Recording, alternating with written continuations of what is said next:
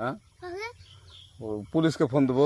Please আমাকে ক্ষমা করে দাও, প্লিজ প্লিজ আমাকে ক্ষমা করে দাও, প্লিজ প্লিজ। কেটা আম পড়েছে?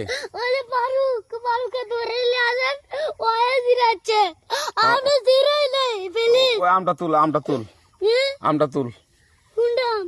হ্যাঁ এই যে এই জাম, আরে এই যে এই জাম, ওরা জিরে দিছে, আপনি জিরে নি, প্লিজ।